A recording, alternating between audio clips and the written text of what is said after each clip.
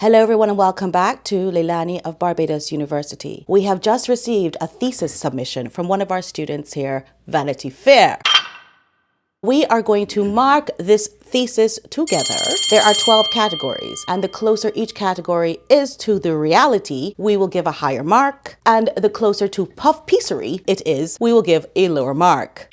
Let's go. Starting out, of course, with the title. Vanity calls this thesis American Hustle. As you know, there is a movie called American Hustle. It is starring, among others, Jennifer Lawrence, and it is about a couple who are scam artists. So I'm going to give this category an A. Next category is the intro. Inside Prince Harry and Meghan Markle's big business ambitions, 5 years after their royal exit. The house proved it. The Duke and Duchess of Sussex could have it all. The couple has been volunteering amid the crisis in Los Angeles and donating to people displaced by the fires. Okay, Meghan and Harry have not donated anything. They're only handing out things that have been donated from other people, such as the Altadena Girls Foundation. She's handing them to people, but she's not brought any of that stuff with her. Okay, this intro is long as, I'm just gonna pause it there. But Vanity is saying in this first part that they have been following this couple for a very long time. They have years of experience with them. And as we know, they've always done puff pieces on them. So this starts out very much complimenting them. They talk about the fact that they got a house off of some people who were in a very difficult situation, and so they lowballed them and got the house for a song and a dance, apparently, which is shocking to me because 14 million is below average for Montecito. I mean, how much are these houses selling for in Montecito, girl? California is crazy. They mentioned that they tried to contact Harry and Meghan, but they declined to be interviewed for this article. So that's giving a disclaimer right up front. Harry and Meghan declined to be interviewed for this article. About the Netflix thing, they addressed that right out the gates because that's the most current thing that's happening. And so that was a nice touch for them to address that. 3 days before her show's scheduled premiere date of January 15th, Meghan announced that the series would be pushed to March 4th, as we focus on the needs of those impacted by the wildfires in my home state of California. She and her partners, Netflix, are pushing back her cookery show because of the fires. But girl, they're not partners. And for her to assume that position is like saying that she's partners with MGM just because she's in a movie. It's crazy. And it just shows you that Meghan finds it much easier to lie than to tell the truth. Especially given that tone-deaf statement Meghan put out, as if she's running Netflix. I think Ted Sarandos would beg to differ. Yeah, exactly. Actors and talent that have been given specials on Netflix, whether it be comedians or series, they would never call Netflix their partners. So why does Meghan think that way? She thinks, like, her brain has to be studied by medical science. But this is not the medical science class, so we're going to just continue with this thesis that we're marking. Keep track of it. I hope you have your marking sheet. The intro, I would give it a solid, I'd give it a D. Because it's already looking like they might go in the direction of a puff piece by bigging up the things that are important to Harry and Meghan. The mention of the royal family rejecting stuff. I didn't like it that much, so I'm going to give that a D. That might lower her score, but let's see how Vanity comes through for the rest of this thesis. And moving on to part 3, media deals and concepts. Okay, there's a lot to unpack in this third category, but Vanity Girl is laying the foundation. I can feel it. She's about to turn on Meghan and Harry, just like the fallen fan that they start out talking about. Optimism abounded as the couple embarked on their Spotify deal in 2020, both for them and for those who were coming in to help do the work. I thought that I had the role of a lifetime, says a person who worked in media projects, who was a fan going in and eager to make the type of life-changing content Harry and Meghan seemed to want to create.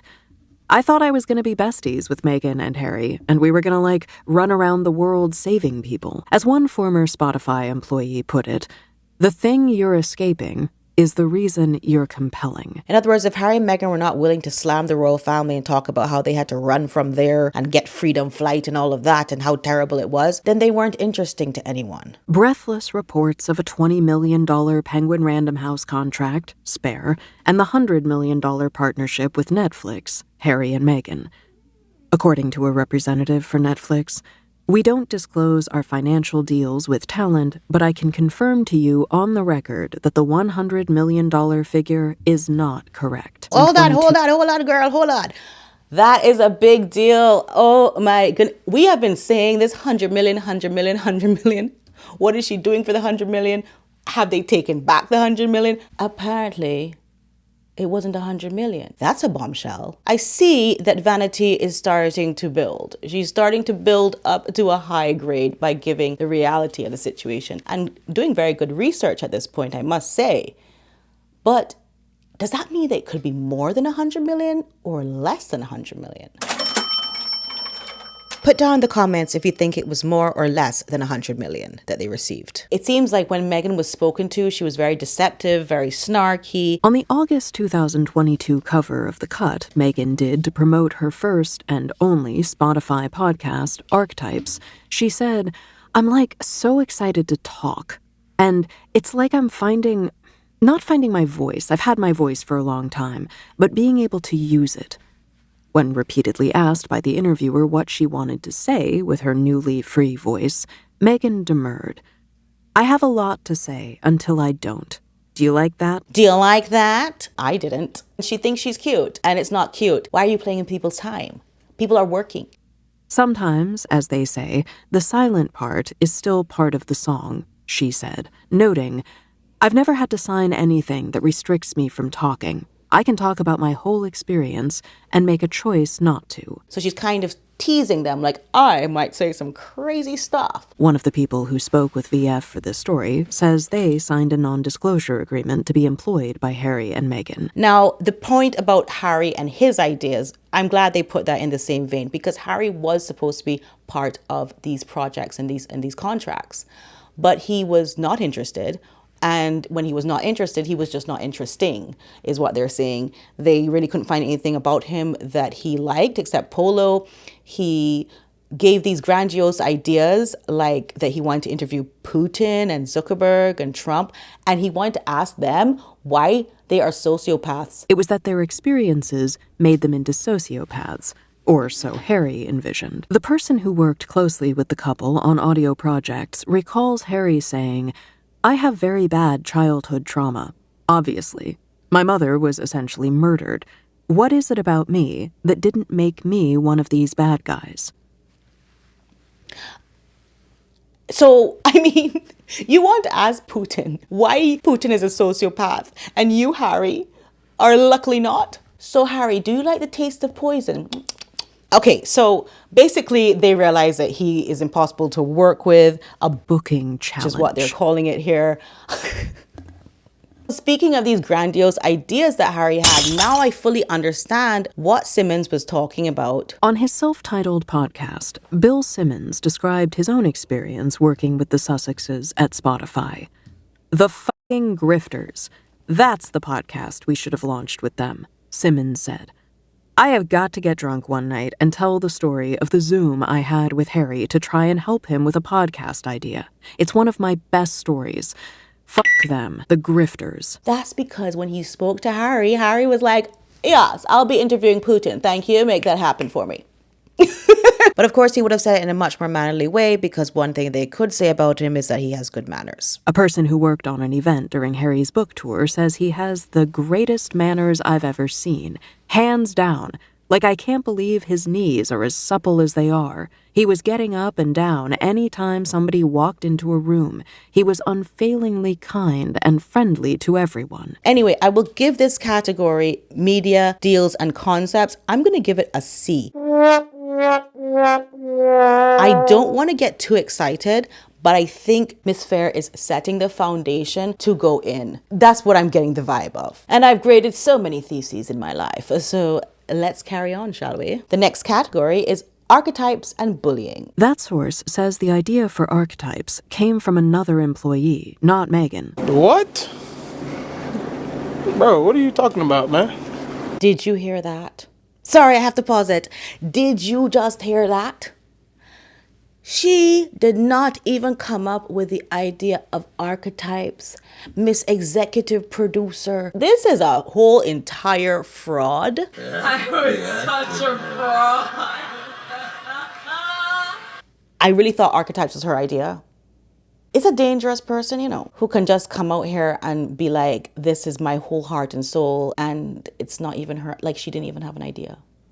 Not one single idea. The scores are already high for this category because they just released that bombshell that it was not her idea.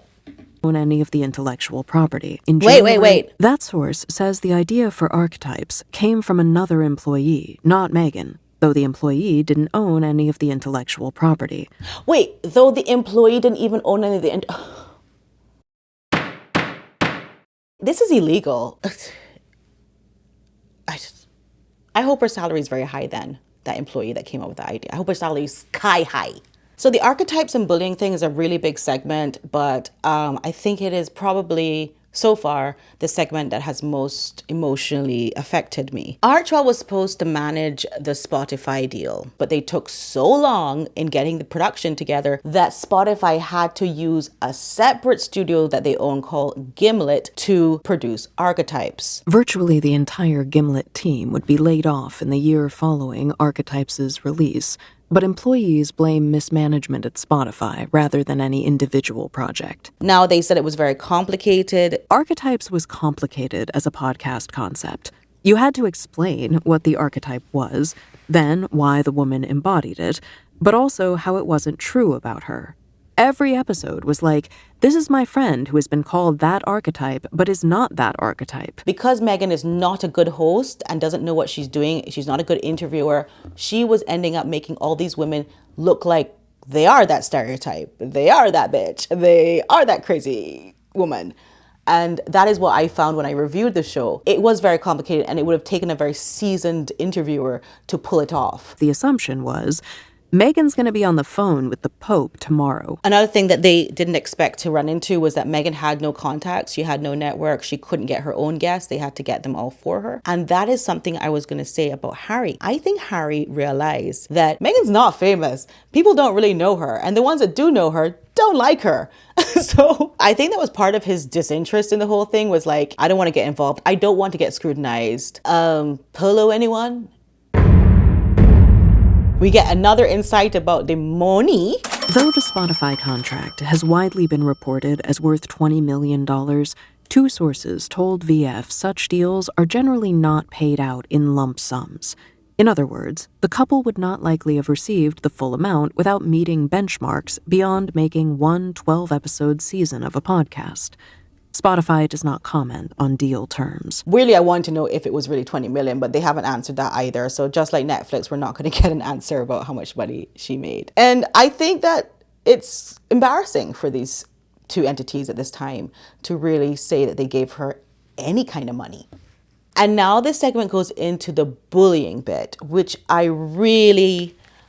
The mark is going up. The mark is going up for Miss Vanity. Meghan would agree to provocative ideas and then walk them back. Terry Wood, an executive vice president at Oprah Winfrey's Harpo Productions, was brought in to be what Meghan would later call her right hand. The source familiar with the production of Archetypes describes Wood's anger, saying that she yelled at Spotify staffers when Meghan changed her mind about episodes. Wood did not respond to VF's request for comment. So Meghan is a bully who also had a bully that is there to help her bully people. It's talking behind your back. It's gnawing at your sense of self. Really like Mean Girls teenager. These people are saying that at first they didn't even believe the bullying of Palace AIDS thing, but once they worked with her, they did believe it. The person who worked in media projects read stories in the tabloids about Meghan bullying Palace AIDS and couldn't imagine such behavior actually happened.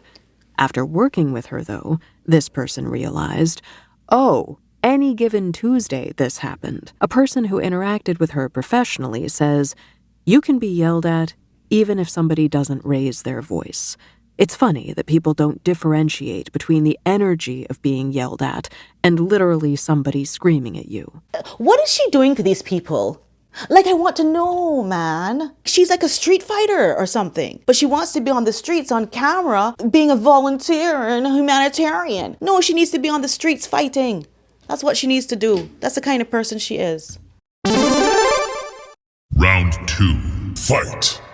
Two sources say a colleague with ties to Archetypes took a leave of absence after working on 3 episodes, then left Gimlet altogether. Several others described taking extended breaks from work to escape scrutiny, exiting their job, or undergoing long-term therapy after working with Meghan. Girl, she put people in therapy. I don't think she's going to get anything after this. I'm so sorry. This is serious. Do you know that? I don't think she's going to get a dishwashing ad after this, girl. I think if Meghan acknowledged her own shortcomings or personal contributions to situations rather than staying trapped in a victim narrative, her perception might be better. They added, with the soggy laugh of a plebe rendering judgment on the Duchess of Sussex, "But who am I to criticize Meghan Markle? She's doing great." And you can tell that this person has a little bit of Stockholm Syndrome because she's saying, you know, maybe if she acknowledged and stopped being trapped in a victim narrative. Nothing to do with victim narrative. Meghan knows she's not no victim. Stop. Her problem is that she's an asshole. That's it. I'm sorry for saying that word. While attending Immaculate Heart Catholic School in Los Angeles, Meghan tells Kaling, "I never had anyone to sit with at lunch. I was always a little bit of a loner and really shy and didn't know where I fit in. And so I was like, okay, well, then I'll become the president of the Multicultural Club and the president of sophomore class and the president of this and French club. And by doing that, I had meetings at lunchtime. So I didn't have to worry about who I would sit with or what I would do because I was always so busy." It brings to mind Swift's Mastermind lyrics. "No one wanted to play with me as a little kid, so I've been scheming like a criminal ever since to make them love me and make it seem effortless." Like all the things that Meghan talked about in Archetypes, they were all stolen stories. Meghan stole things from TV shows, from movies, from other people she knew or heard of, and everything that she talked about was just basically lies. That part about her becoming the president of clubs because she had no friends, and so that would allow her to not look like she had no friends. Girl, have we never been to school? Okay, I've been to school in 4 different countries. There is at no point that you can have a club or have people come and meet with you unless they like you. They usually have to vote for you to become the president. You have to campaign to have a club. You don't just become the president of something and you were a loser that had no friends. Why would anybody join that club? And why did it have to be the multicultural club and the French club? You don't speak French and you don't own up to your multiculturalism. The person familiar with the production of Archetypes says at least one employee who had a terrible experience got a handwritten thank you note and gift from Meghan. Yeah, the handwritten thank you note is called love bombing. It's a psychological manipulation that people do. Thanks for letting us know she's a psychopath. That's the end of that segment, girl. Let's grade it. I am happy it was exposed. The fact that I had an emotional reaction to it meant that she said certain things that are upsetting, and that's a good thing because that is the reality of it. Meghan upsets people. I'm gonna give her an A. You can't really give her less than an A because she talked about sending people to the madhouse. Okay, let's continue to segment 5, Spare and Lawsuits. In this segment, Vanity Fair talks about Harry's mistakes with his spare, things he said about his brother. They included this horrible quote that we can't get out of our heads. Opening on his reunion with now King Charles and Prince William, who, in addition to beloved brother, Harry describes as his arch nemesis, possessing a familiar scowl and alarming baldness. It doesn't get more flattering for Willie in the ensuing pages. And they said that he not only disparaged his brother, but he also did King Charles and Queen Camilla by blaming them for all sorts of things. The part I didn't like is that they brought in somebody to say that he doesn't understand the power of the pen. The source believed Harry hadn't absorbed the gravity of what it would mean to sell millions of copies of a tell-all book about a famously insular and circumspect family in the middle of a years-long public relations crisis. The power of the written word and the power of the narrative, this person went on. I don't know if that's something he understood while he was doing it. And then from there, we go into the lawsuits where they immediately start talking about how he's suing people for the power of their pen. So you can't have both things. You cannot not understand the power of the pen, but also have been so deeply affected by the power of the pen that you're suing people for it. But it really just makes Harry look very petty and petulant. They talk about the Hugh Grosvenor wedding and that Harry couldn't go there because it would make him look like he feels safe when he doesn't feel safe. One tidbit that they did give us is that they don't know if Harry was actually even invited, which is something we were speculating on for a long time. Vanity Fair has also reported that Harry may not have formally been invited. I think I would overall give this segment a B because I just didn't like that part of them trying to excuse it. Okay. I know that they're trying to be fair as journalists, but in the Leilani of Barbados University, we don't do fair. Life isn't fair. I'm sorry. Anyway, the next segment is Harry's persona. What is Harry really like? Is it this person that we were presented with by the British media when he was in the royal family? A very curated version of a goofy, silly guy that's kind of fun? I think with a lot of the reporters, they like the version of Harry that they helped create, they say. Or is he something else? They point out that he also, when you left, would make fun of you all behind your backs and hated you guys. This is the second time in this article that we are hearing about talking behind someone's back. The first time, of course, was with Meghan. So I wonder, maybe Harry and Meghan are really two peas in a pod. Maybe they found how hateful each other are and love each other over that. Hate begets love, if you will. I think that was quite a good expose on Harry's persona, and I would mark that segment with an A. The next segment deals with Harry and Meghan, the couple. Harry and Meghan are, in the estimation of everyone Vanity Fair spoke with, deeply in love. They are so hot for each other, the person who worked closely with them said. Like, you know how you meet those couples where you're like, the way they're looking at each other, I should probably not be here right now? Yes, but Meghan looks at everyone like that girl, the Jamaican Prime Minister, Tyler Perry, any man she comes in contact with. You start to hear a lot about Freudianness and Oedipus complexness and how Meghan actually has mothered Harry and that Harry's a different person when Meghan's around versus when he is on his own. They discuss them having this kind of toxic codependency and that Meghan's mothering of him when she herself doesn't even have emotional truth is quite dangerous. They basically say it's like the blind leading the blind because she's a liar and then she's supposed to take care of this person who's emotionally damaged. Emotional damage! They do refer to the curtsy that she said she didn't know how to do for the Queen to just point out what a liar she is. Oh, you are so dumb. You are really dumb. For real. I would rate that segment with an A.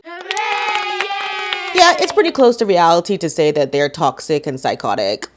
I just want to take a little segue here before we move on to the next segment to address the fact that Sussex squaddies do not read. They have been promoting this article because they are used to Vanity Fair doing puff pieces on Meghan and Harry, and so they have been up on that Twitter saying, yes, Harry and Meghan in Vanity Fair, lovely. And then someone finally alerted them to the fact that this is not a puff piece, it's a hit piece. Squaddies sharing the Vanity Fair article before they realized it drags Harry and Meghan is what I needed to go into the weekend. And then you see all the comments saying, stop sharing this. This is a hit piece. Don't amplify. Sorry, but this is a nasty hit piece. Kindly stop amplifying this. Stop it. So finally they caught on, but it just tells me the kind of animal we're dealing with the squaddies. They don't read. So they certainly won't be accepted into the Leilani of Barbados University anytime soon. Next segment is the couple's work. So this is just basically talking about how they did all these fall royal tours and they thought that they were really doing something with that. But at the end of the day, what are they doing? What is Archewell? I like this quote. The question is, how are they helping anyone? And how is Archewell distinguishing itself from any other foundation? After raising more than $13 million in 2021, according to public disclosure forms, the charity grossed $2 million in 2022. The nonprofit has not yet shared its 2023 or 2024 revenue. Concluding in this segment that the couple's work is all about their thirst for validation. So because I think that segment has come really close to reality, I will give it an A.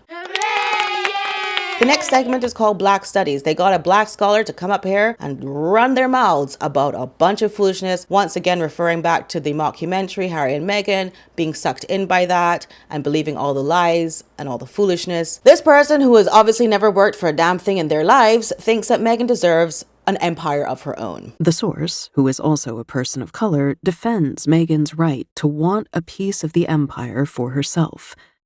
If I was in the same position and I was treated the way I was by the institution, it wouldn't stop me from still feeling that that title is mine and deserved, they say. If anything, it would feel like you're giving in to the pressure to exclude you in the first place, so actually it would probably make me want it even more. Damn well I'm going to slap it on my kids' names too. And so they will get an F for foolishness. Oh, The next segment is about Montecito and ARO. They talk in this segment about how all of Meghan's neighbors hate her and they call her and Harry villains, that they have brought negative attention to Montecito. They talk about ARO and how it's being rejected by the patent office for its name. They talk about how she copied the style of ARO to make it look like a royal emblem. And basically they just talk about the whole branding as a failure, really. So that segment got an A. The next segment is about divorce because Vanity Fair went and did her research and found that there was a book supposedly in the works, going to be in the works, where Meghan is going to be talking about divorce. A few years ago, a rumor began circulating around the book world about another prospective project for Meghan. The story, which a person with knowledge confirms the broad details of, was that Meghan's team had a conversation with a publishing house to gauge interest in the idea for a potential book. The concept, for which there was no written or formal proposal, was post-divorce. Not a general book on life after marital dissolution or one about Meghan's past experience. She was married to producer Trevor Engelson from 2011 to 2014. This book, this notion of a book really, might center on a post-Harry divorce. Not that there was actually one in the works, just if this a priori divorce ever came to be, would this publisher theoretically be interested in a book that took place in its aftermath? Another source with knowledge says, if that's true to any degree, she would have been approached and not vice versa. No offer was ever made, and no manuscript was produced. After all, there was no divorce. Of course, Meghan went ahead and clapped back. Sources deny rumors Meghan Markle's team held discussions over a book detailing potential divorce with Prince Harry. Yeah, I'll give that an A, because actually I was going to give it a B because I saw something about how she feels that she was anointed by God to lead, but I realized that's really tongue-in-cheek, so I bumped that up to an A. Let's get into the conclusion, the final segment. The conclusion is really just rounding off everything nicely by talking about the toxic people that they have in their realm, meaning Jamila Jamil, Chrissy Teigen, Omid Scobie. And they don't really understand the point of leaving the royal family but retaining the titles. They brought up the Procter & Gamble advertisement that Meghan did and won't stop talking about. And they're basically saying that Meghan has imposter syndrome. She cannot rise to the levels that she thinks she should rise to, that maybe that is part of her psychosis. And they say that Harry's just a lump on a log, basically, I think. That's how I took it. I gave the conclusion an A. We're going to tally up the scores now. I think that all in all, this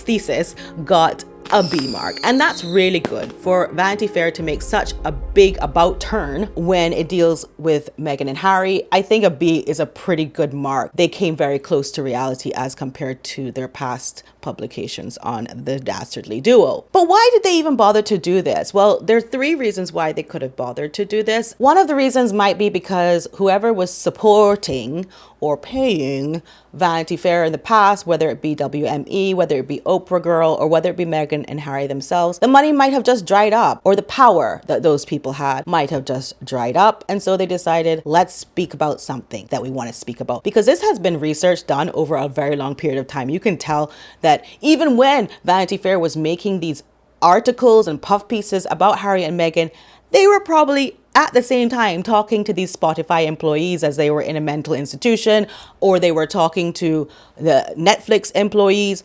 You know that they've been doing this research the whole time that they've been putting out these puff pieces, right? Like, that's crazy work. It could also have been because they're trending right now. They have been doing the wildfires thing. They've been triggering a lot of people. You're in America now, and we don't give a shit about you. You're not our fucking prince.